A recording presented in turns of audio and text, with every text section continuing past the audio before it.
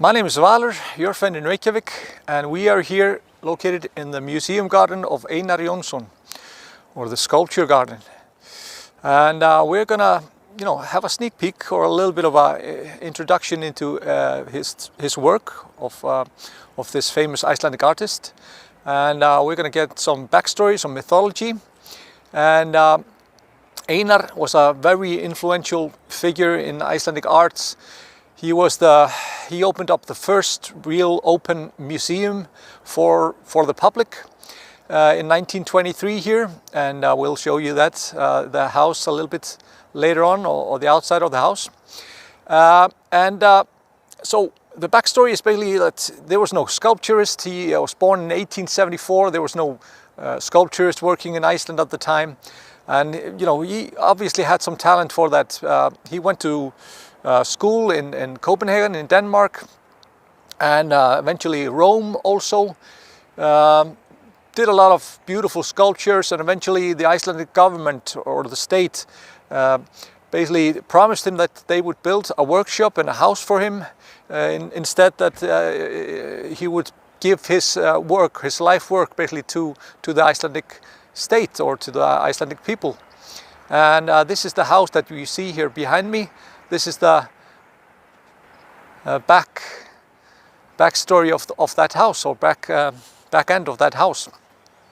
But I'm here with my friend Barði, which is a guide at Iceland of your friend Reykjavik, and he loves this garden. He frequents here with his 3 cats. So what's the name of this one? His name is Buddha, like the god Buddha. Buddha, okay. Yeah, and he's a frequent guest here, like myself. We are so lucky we are neighbors to this park. This little park is a hidden gem in Iceland, and actually not many locals know about it. But the few ones that do know about it, we come here for picnic and to enjoy the sunny day. And this is Buddha, and he actually was found here in the neighborhood, and he has been living with me for 10 years. Can you not hear me? Yes. Or shall I put this on? Yeah, well, just hold it. Just hold it? Yes, I think it's better. Sorry. Okay. Well, anyway, it's full of children and cats, and as you see, there are 26 sculptures here. They're all replicas of Einar Jonsson art pieces, and actually the museum is like a temple. It's probably the only palace we have in Iceland. And he lived on the top floor with his wife, who was Danish and called Anna. This was his study room as well, a workshop, and downstairs used to be the museum. But now it's, of course, the museum. And you can see their penthouse where they lived intact. It's just like it was 60, 70 years ago. Okay, I put Buddha here on the statue. Yeah. Before he eats the microphone. Yes. Yeah. Buddha, stay here. He loves art, Okay. And like my friend Valur said, Einar was born 1874 and died 1954.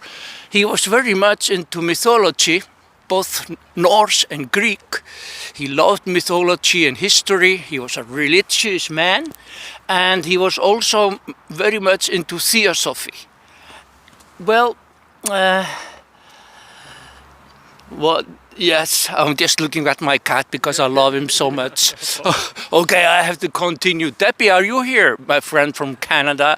I met her here a few years ago, and she loved my cats. We have Cindy, and we have Kate, Sylvia. Okay, hi. Joining in, Edita, Christina. Okay. Emma. Fantastic. Okay. Like I said, this is like a temple, and every Tuesday at noon we have like a recreation there or meditation. We show up, the neighbors, and the museum woman, or whatever you say, she selects one piece of art. We study this piece of art, and then we meditate for 10 minutes, and afterwards we talk about it. And it's very interesting, I promise you. Okay. So it basically tells you what. Does it tell you what about the artwork, and then you meditate on the artwork? What the Yes, artist is yes. Beautiful. We close our eyes for 10 minutes and we think about it after we have watched it carefully and walked around it. Okay. And yeah, we finish by talking about it and asking questions, and discussions come up. And Sounds good. Sounds good. yeah, I'll have to try it out sometime. yeah, you have to come with me one. But this is One day. This is an open sculpture garden, so everybody can just venture here in. It's perfect if you go for the Hallgrímskirkja church. And I'm just going to give you the view. Hallgrímskirkja church is just over there, just behind the. So I'll see you, show you probably the front of the building, but I have shown you before. We have been here before. For those of you who have followed my video streams, we did this. We were here for the Winter Lights Festival. There were magnificent lights, art installation here on the front of the building. So, Yes. if you didn't catch that, check that out. And they sometimes have concerts inside, classical concerts. Yeah, and then I've heard somebody in like a. They were organizing for some kind of like a cappella group, something like that. Very beautiful. It's a beautiful acoustics there. Well, if you look again at your son, Yes. Trösti We have a helper here now. and my cat Buddha, my son, My smaller one there, the 3-year-old. the hairy one also. This is protection. We see this, the love of the mother and the child. So the sculpture's name is Protection. Yeah. Cool. Hi Marion, hi Peggy, and yes, we are just good, the family. So shall we check out some? Yeah, let's do that. Like I said, he was very much into mythology and religion. And you can see here all kinds of statues, sculptures with history. Yeah, it's wonderful how he mixed like angelic to Norse mythology to it's just wonderful how he basically mixed it all together. That's one of the things that he was always very vocal about, that the artist should just go in the directions that he found himself, not the classical direction that was constantly taught in the schools at that time. Exactly. You would just you'd find your own way. And also it's curious that he was a son of a farmer in east of Iceland and dreamed of studying art. Yeah, and it wasn't common to study art at that time. Yeah, exactly. Okay, we follow Trösti and Buddha the cat, and then we come to this sculpture, and that's from one of our sagas, because Iceland is famous for its sagas, the sagas of the Icelanders. And this one is called Heimir from 1950. And Heimir is from the saga, Völsunga saga, or the Edda's poetry by Snorri Sturluson, written in the 13th century. But the legends are, of course, much, much older. And you can also find it in the saga of Ragnar Lodbrok. Maybe you remember the TV series? Yeah, of course, I think so. Ragnar Lodbrok. Well, Heimir was a king, an old king, and he adopted this little princess. The princess was the daughter of Sigurður the Fáfnisbani. Sigurður Fáfnisbani, which means Sigurd, the one who killed the dragon. And it actually took place in the beginning in what we call now Germany. And he was protecting this little girl from her enemies. Her parents were killed in a battle, and now they were coming for the little girl.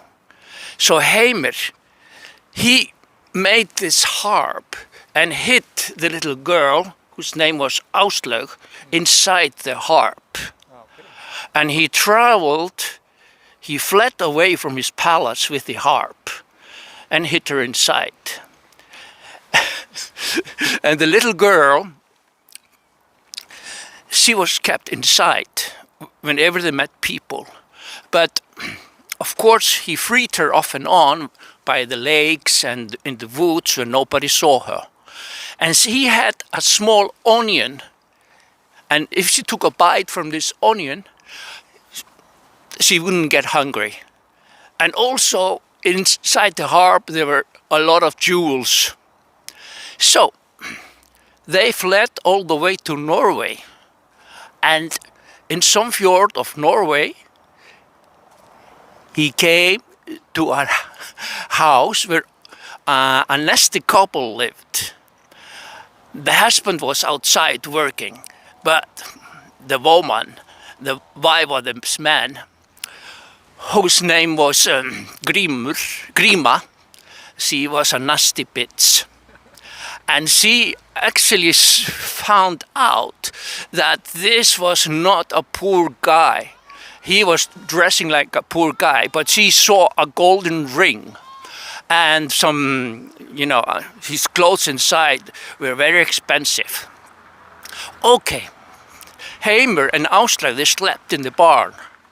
And during the night, the husband came to kill poor Heimir. His wife convinced him to kill him. And they killed Heimir. And when they opened the harp, they saw all the treasures and the little girl Áslaug. Áslaug was a beautiful girl, but they changed her look because they were so ugly, and they wanted her to be ugly as well. So Did they adopt her? yeah, they adopted her, but not because they were fond of her. She had to work, and she decided not to talk all the time. And poor Áslaug, she was a beautiful girl, and she was raised by this horrible couple. And when she grew up, there came this ship at the shore, and the ship was owned by Ragnar Lodbrok. And Ragnar Lodbrok, he sent his men to buy some bread from this horrible couple, and they actually came with the bread burnt because they saw this beautiful girl and they forgot the bread. So Ragnar Lodbrok, wanted to go and you see this girl. And okay, then something happens between them, of course, very interesting things. But they later married, and she was his second wife, or Ragnar Lodbrok. They were the parents of Ivar the Boneless and other sons. Okay, that's about it. So if you've seen the Viking series, so this is Áslaug, the Norse woman that Ragnar marries for the second time. Yeah, you can see it in the show. Yes, Yeah, of course. and then we have. Shall we go to the other one, or am I talking too much? No. This is perfect. Ain't it perfect, guys? I'm so lucky I live on the other side with Buddha and two other cats. Well.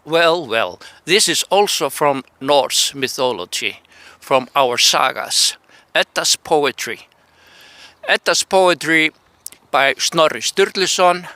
Most of our sagas are written in the 13th century, and he is actually the only known writer, Snorri Sturluson. Yeah, and this one is called Thor Wrestling with Age. Thor, the thunder god, the strongest god of all.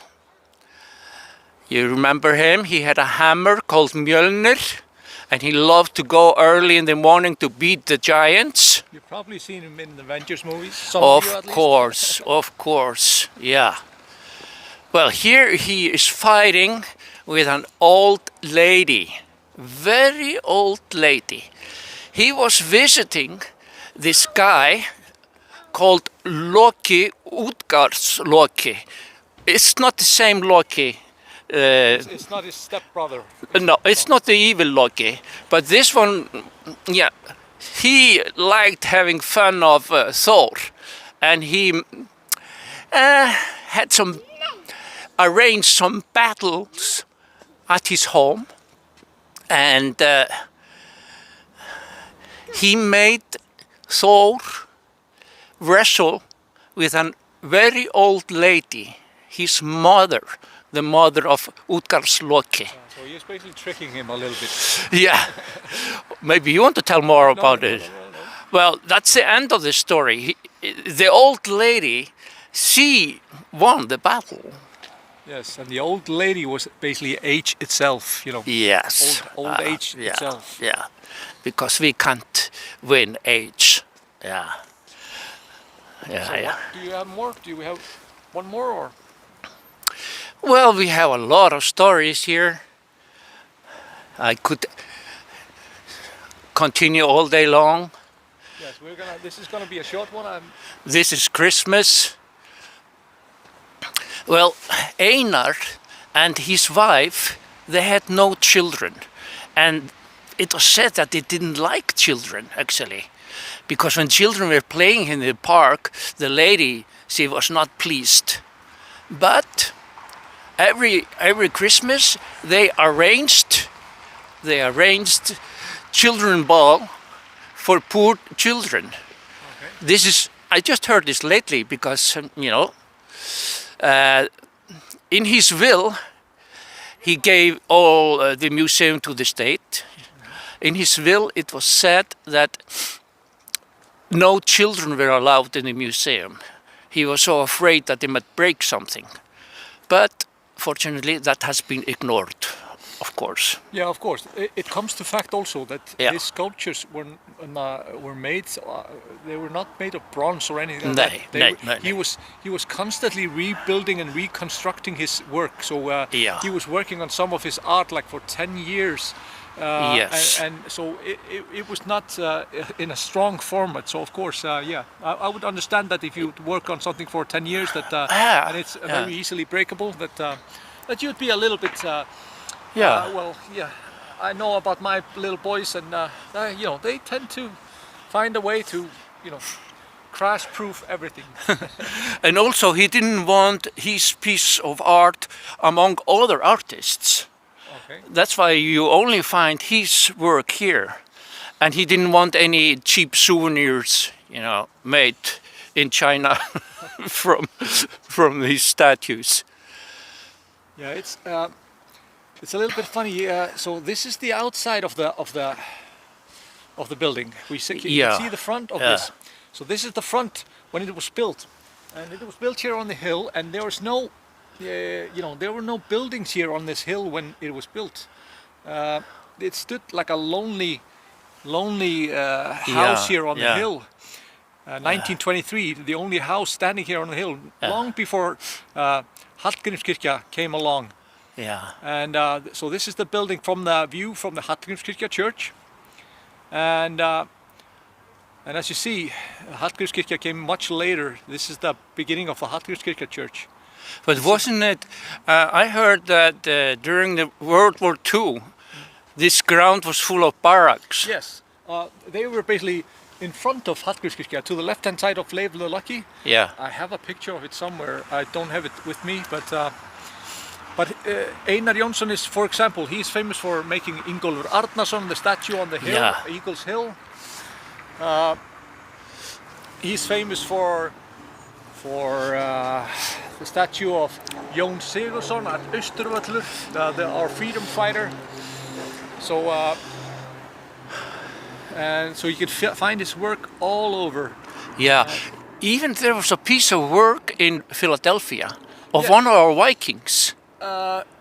in Philadelphia, I Yeah. believe the statue of Leif the Lucky is over there, if I remember it No, correctly. Thorfinnur Karlsefni. What was it, Thorfinn Karlsson? Yeah, one of the first Vikings Okay. that The first settler. explorer who found America Yeah, little after Leif Erikson. yeah, and it was kind of like he spent he settled there for a Yes. couple of years. Yeah. And Einar did as well with his wife. They lived there for a couple of years in Philadelphia. Yeah, working on that sculpture. Yeah. This is the pioneers. This is to signify the basically the troll, the giant, that paves the path for the common folk with this column or pillars. So and this is Einar himself, Yeah. Handsome man. handsome man. And let's walk here. Let's see. What about this? The one about the airliner. Yeah. Cool. It's a memory of a lost airliner or aircraft. So this is how Guðjón Samúelsson thought about this Yeah. square over here. This was supposed Yes, to be. This is yes, this is here. yes, Now the center point Yeah. is where the Hallgrímskirkja church was supposed to stand. Yeah. And Einar Jonsson's museum was here to the right hand side, down bottom right hand side. So so there are many people that have had some ideas of how to do this. But yeah, let's talk about this airliner. Yeah. It was a crashed airliner. Yes. Yes. Do you remember how many lost their lives? Yeah. He calls it memorial to a lost airliner from 1952, and it was coming from the Westman Islands in the south of Iceland in a very bad weather, and they were on board like 20 passengers, and they all perished into this sea at Faxaflói Bay. And here you can see the wings and the motors and the fuselage of the aircraft. It was a big tragedy, of course, and many well-known people lost their lives there. And you see, he actually he never finishes his statues. I think he's always adding something new, isn't he? Yeah, he was always constantly working on something new. Yeah. Always trying to make his work a little bit better. He made this work out of plaster. Yeah. So yeah, and you can see it when you go on site. We are going to go inside sometimes in the next coming months, and then they are renovating, painting, and doing some renovations inside, and yeah. So we'll be back with more about Einar and his work. Yeah. In a later broadcast. Yeah. I hope you will be coming soon to see us in person, because we have different kind of excursions, walking in the city center. For example, I love the mythical tours that I do. Then we go to different kind of cemeteries, and I'll tell you everything about the Vikings, the god from Norse mythology, and the elves, and the hidden people. And we also How to make necropants? and how to wake up a zombie. Yes. Don't forget. And we also tell you about some water monsters or lake monsters. And then we have a tour called History Tour.